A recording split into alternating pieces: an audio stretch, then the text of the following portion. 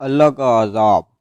قوم سبا پر اللہ کے عذاب کا واقعہ۔ اہل سرسار کی ایک قوم جسے قوم سبا بھی کہا جاتا ہے، اللہ تعالیٰ کی بے شمار نعمتوں کے اندر زندگی گزار رہی تھی۔ یہ قوم ایک عظیم تہذیب و تمدن کی مالک تھی۔ حضرت داؤد علیہ السلام اور حضرت سلیمان علیہ السلام کی بعظمت حکومتوں کے بعد ان کی حکومت زبان زد خاص و عام تھی۔ کہا جاتا ہے کہ یہ لوگ گندم کے مغز سے آٹا پس کر روٹیاں پکاتے تھے، لیکن اس کے برعکس وہ اس قدر اسراف کرتے اور ناشکری کرتے تھے کہ انہی روٹیوں کے ساتھ بچوں کا پاخانہ صاف کرتے تھے۔ بعد ازاں ان آلودہ روٹیوں کو اکٹھا کر کے ایک پہاڑ بن گیا تھا۔ پھر ایک صالح شخص نے وہاں سے گزرتے ہوئے ایک عورت کو دیکھا جو روٹی کے ساتھ بچے کے پخانے کے مقام کو صاف کر رہی تھی۔ اس نے عورت سے کہا، تیرے اوپر افسوس، خدا سے ڈر، کہیں ایسا نہ ہو کہ خدا تیرے اوپر اپنا غضب ڈھائے اور تجھ سے اپنی نعمتیں چھین لے۔ اس عورت نے جواب میں مذاق اڑایا اور مغرورانہ انداز میں کہا، جاؤ جاؤ، گویا کہ مجھے بھوک سے ڈرا رہے ہو۔ جب تک سرسار جاری ہے مجھے بھوک سے کسی قسم کا کوئی خوف نہیں۔ کوئی زیادہ عرصہ نہیں گزرا تھا کہ اللہ تعالیٰ نے ان لوگوں پر اپنا غضب ڈھایا۔ پانی جو کہ زندگی کی بنیاد ہے ان لوگوں سے چھین لیا، یہاں تک کہ قحط نازل ہوا۔ بات یہاں تک پہنچ گئی ان کی ذخیرہ کی ہوئی تمام غذا ختم ہو گئی۔ آخرکار وہ مجبور ہو گئے انہی آلودہ روٹیوں پر ٹوٹ پڑے جو ان لوگوں نے اکٹھی کر کے پہاڑوں کے مانند ڈھیر لگایا ہوا تھا، بلکہ وہاں سے روٹی لینے کے لیے صف لگتی تاکہ ہر کوئی وہاں سے اپنے حصے کی روٹی لے سکے۔ کفران نعمت اور قحط ان کی بدحالی کے بارے میں متعدد روایات موجود ہیں۔ سورۃ نحل کی آیت نمبر 112 اور 113 میں یوں ارشاد ہوا ہے، اور اللہ نے اس بستی کی مثال بیان کی ہے اور جو محفوظ اور مطمئن تھی، اس کا رزق ہر طرف سے باقاعدہ آ رہا تھا، لیکن اس بستی کے رہنے والوں نے اللہ کی نعمتوں کا انکار کیا تو خدا نے انہیں بھوک اور پیاس کا مزہ چکھایا، صرف ان کے اعمال کی بنا پر جو وہ انجام دے رہے تھے۔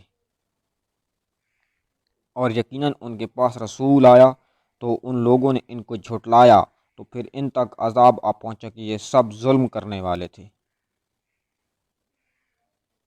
اسی قوم سبا کے بارے میں ایک اور واقعہ بیان ہوتا ہے کہ ان لوگوں نے اپنی زراعت کو بہتر طور پر کاشت کرنے کے لیے پانی ذخیرہ کرنے کی خاطر بلکہ دو پہاڑوں کے درمیان ایک بہت بڑا بند مغرب تعمیر کیا ہوا تھا۔ سوراخ اور دوسرے پہاڑوں سے گزرا ہوا پانی اس بند میں آ کر وافر مقدار میں جمع ہو جاتا۔ قوم سبا نے اس پانی سے صحیح طور پر استفادہ کرتے ہوئے وسیع و عریض بہت سے خوبصورت باغات لگائے اور کھیتی باڑی کو رونق بخشی۔ ان باغات کے درختوں کی شاخیں اس قدر پھلوں سے لدی ہوئی ہوتی تھیں کہ کہتے اگر کوئی شخص سر پر ٹوکری رکھ کر ان کے نیچے سے گزرتا تو پھل خود بخود ٹوکری میں گرنا شروع ہو جاتے اور قلیل مدت میں ٹوکری تازہ پھلوں سے بھر جاتی۔ لیکن نعمتوں کی کثرت نے انہیں شکر کرنے کی بجائے سرمست اور غافل کر دیا تھا، یہاں تک کہ ان کے درمیان بہت طبقاتی نظام وجود میں آ چکا تھا۔ ان میں صاحب اقتدار لوگوں نے کمزوروں اور ضعیفوں کا خون چوسنا شروع کر رکھا تھا، یہاں تک کہ ان لوگوں نے خدا سے ایک احمقانہ التماس کیا جس کا ذکر سورۃ سبا کی آیت نمبر 19 میں ملتا ہے۔ انہوں نے کہا، خدایا ہمارے سفروں درمیان فاصلہ زیادہ کر دے۔ انہوں نے اللہ تعالیٰ سے یہ التماس اس لیے کیا تاکہ غریبوں بے نواح لوگوں، عمرہ اور ثروت مند ان کے ہمراہ سفر نہ کریں، اور ان کی خواہش یہ تھی کہ آبادیوں کے درمیان خشکی اور فاصلہ بہت زیادہ ہو تاکہ تہی دست اور کم آمدنی والے لوگ ان کی طرح سفر نہ کر سکیں۔ اللہ تعالیٰ نے ان مغرور پیٹ کے پجاریوں پر اپنا غضب نازل کیا۔ بعض روایتوں کے مطابق ان مغرور لوگوں کی آنکھوں سے دور صحرائی چوہوں نے مارب نامی باندھ کی دیواروں پر حملہ کر کے انہیں اندر سے کھوکھلا کر دیا۔ ادھر سے بارشیں زیادہ ہوئیں جن کی وجہ سے سیلاب آ گیا اور اس باندھ میں پانی بہت زیادہ اکٹھا ہو گیا۔ اچانک باندھ کی دیواریں ٹوٹیں، اس سے ایک بہت بڑا سیلاب آیا جس میں تمام دیہات، آبادیاں، مال مویشی، باغات، کھیتیاں، ان کے محل اور گھر پانی میں غرق ہو کر نابود ہو گئے۔